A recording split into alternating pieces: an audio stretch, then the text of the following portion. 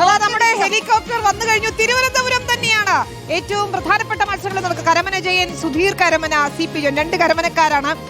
അവർ തമ്മിലുള്ള പോരാട്ടത്തിൽ ആര് ജയിക്കുമെന്നതാണ്. CP ജോൺ ജയിച്ച മന്ത്രിയുമാണ്. അതാണ്. അപ്പോൾ CMB കുറെ നാളുകളായി UDF-നോടൊപ്പമുള്ള, അപ്പോൾ ഏറ്റവും വിജയസാധ്യതയുള്ള ഒരു മണ്ഡലം തന്നെ CP ജോണിന് വിട്ടുകൊടുക്കണം, CMB എന്ന ഘടകകക്ഷിക്ക് വിട്ടുകൊടുക്കണമെന്ന് UDF നിയമം. അതാണ് ഏറ്റവും ടൈറ്റായ മണ്ഡലം. K ശബരിനാഥനും V ശിവൻകുട്ടിയും Rajeev ചന്ദ്രശേഖറും. വലിയ പ്രതീക്ഷയുണ്ട് BJPക്ക് നിയമം തിരിച്ചു പിടിക്കാൻ, താമര വീണ്ടും വിരിയിക്കാൻ. നേമത്ത് എന്ത് മാജിക്കാണ് നടക്കാൻ പോകുന്നത്?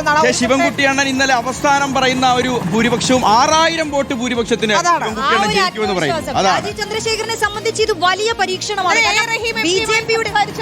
അടുത്ത മണ്ഡലം വന്നു അരുവിക്കരയും അടുത്ത മണ്ഡലം കൊണ്ടുവന്നു.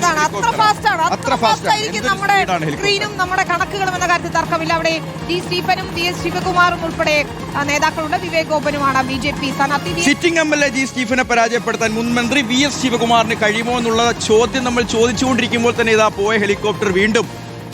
ഹെലികോപ്റ്ററിന്റെ സ്പീഡ് കൂടും, കാര്യങ്ങൾ വളരെ ക്ലിയർ ആയിരിക്കും. ഇനി അങ്ങ് ഇത് വെറും സാമ്പിൾ ആണല്ലേ വിനീത? അതെ, ആധികാരികമായിട്ടുള്ള വിവരങ്ങളാണ്. പാറശാല CK ഹരീന്ദ്രൻ അദ്ദേഹത്തിന് സീറ്റ് നിലനിർത്താനാകുമോ എന്നാണ് നമുക്ക് അറിയേണ്ടത്.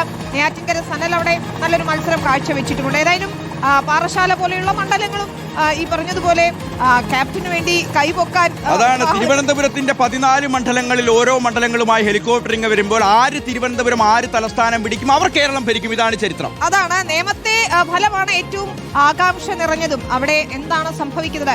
ഓരോ ബൂത്തിലെയും വിവരങ്ങൾ അപ്പോൾ തത്സമയം ഏറ്റവും ആധികാരികമായി ഏറ്റവും ആദ്യം നമുക്കിനി കാത്തിരുന്ന നമ്മുടെ റോഷിപാലിലേക്കാണ് പോകേണ്ടത്. ഞാൻ കാത്തിരിക്കുകയായിരുന്നു റോഷിപാലിനെ.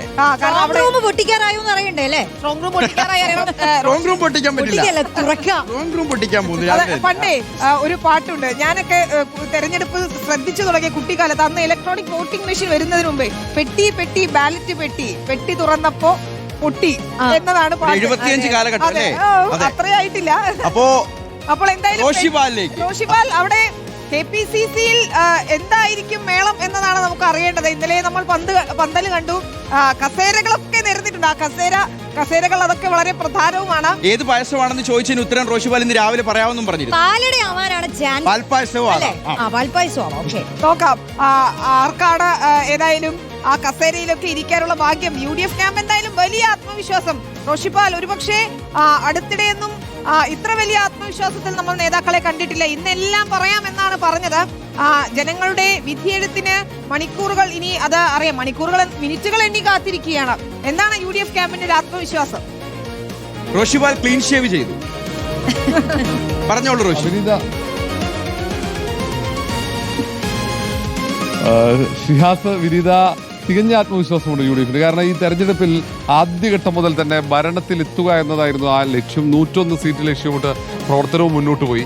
വോട്ടെടുപ്പ് കഴിഞ്ഞതിന് തൊട്ടു പിന്നാലെ UDF-ന്റെ ആത്മവിശ്വാസം പ്രകടമായത് മുഖ്യമന്ത്രി ചർച്ചയ്ക്ക് തുടക്കമിട്ടുകൊണ്ടാണ്.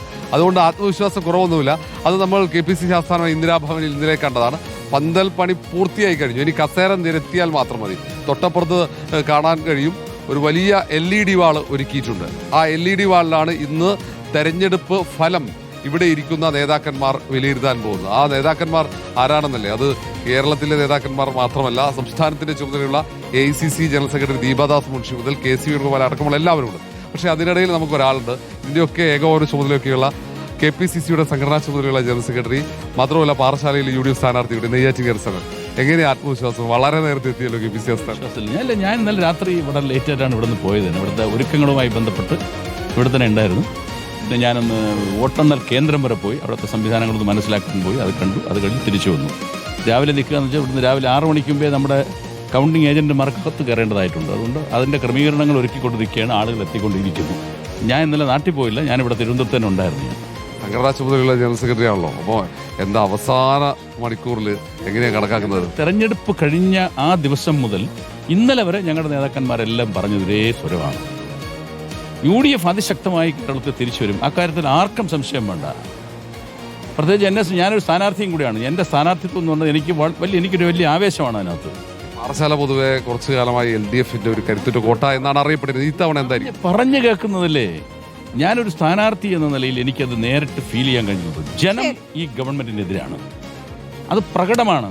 പ്രത്യേക KPC ആസ്ഥാനത്ത് എല്ലാ ഒരുക്കങ്ങളും ആഘോഷത്തിന് എന്താ പായസം എന്ന് നമ്മുടെ ആങ്കർമാർ ചോദിച്ചോളൂ. ആഘോഷത്തിനെ കുറിച്ചൊന്നും തീരുമാനമൊന്നുമില്ല.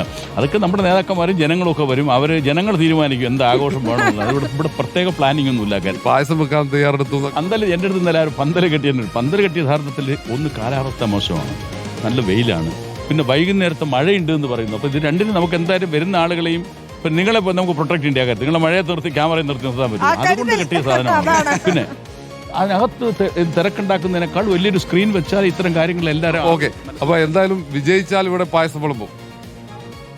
അതൊക്കെ പ്രവർത്തകന്റെ വികാരമാണ്. അതൊക്കെ പായസം ശരി, റോഷി, എന്തായാലും കേരളത്തിൽ UDF മൊത്തത്തിൽ സസ്പെൻസ് പൊളിക്കുന്നില്ല. നമുക്ക് കാത്തിരുന്ന് കാണാം. ഏതായാലും UDF നേതാക്കൾ എല്ലാവരും തന്നെ തലസ്ഥാനത്തേക്ക് എത്തിക്കൊണ്ടിരിക്കുകയാണ്. പ്രത്യേകിച്ച് കോൺഗ്രസ് നേതാക്കൾ അല്പസമയത്തിനൊക്കെ KPCC പ്രസിഡന്റ് എത്തും. അദ്ദേഹവും ഇന്നലെ ഇതേ രീതിയിലാണ് സംസാരിച്ചത്. ചൂടായതുകൊണ്ട് പന്തലിട്ടു എന്നുള്ളതാണ്. Yes, അപ്പോ